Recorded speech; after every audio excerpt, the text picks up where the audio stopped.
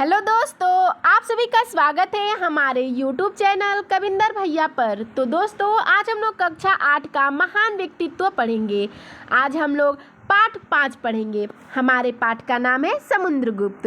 तो आज हम लोग इस पाठ का सारांश देखेंगे। चलिए देखते हैं। चंद्रगुप्त प्रथम का पुत्र समुद्रगुप्त मगध का सम्राट था। देखिए दोस्तों, इस बात को ध्यान से देखिएगा, इस लाइन को ध्यान से देखिएगा। जो चंद्रगुप्त प्रथम है उसका पुत्र है समुद्रगुप्त, और जो समुद्रगुप्त है वो मगध का सम्राट था, यानी राजा था। ठीक है।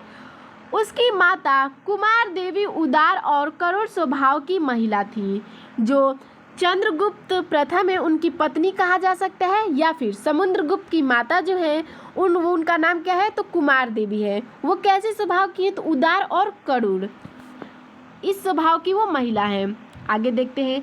समुद्रगुप्त में बचपन से ही विलक्षण प्रतिभा, साहस, वीरता, न्यायप्रियता, परोपकार और राष्ट्रीय प्रेम की भावना थी। जो समुद्रगुप्त है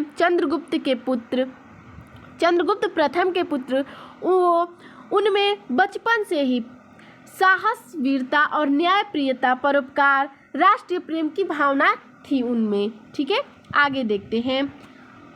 उसने संपूर्ण भारत को एक सूत्र में बांधकर उसे एक सुदृढ़ राष्ट्र का स्वरूप प्रदान किया। देखिए दोस्तों, ये जो थे समुद्रगुप्त, उन्होंने पूरे भारत को, संपूर्ण भारत अर्थात पूरे भारत को एक सूत्र में बांध कर रखे थे और उसे एक सुदृढ़ राष्ट्र का स्वरूप प्रदान कर दिए।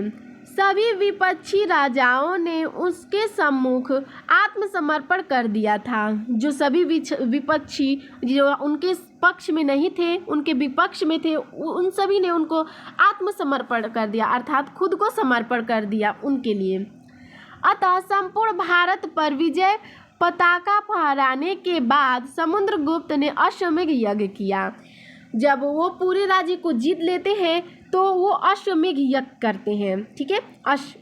अश्वमेध यज्ञ का मतलब होता है कि जो राजा होते हैं वो एक घोड़ा छोड़ते हैं, और वो जो घोड़ा होता है वो पूरे राज्य में भ्रमण करता है।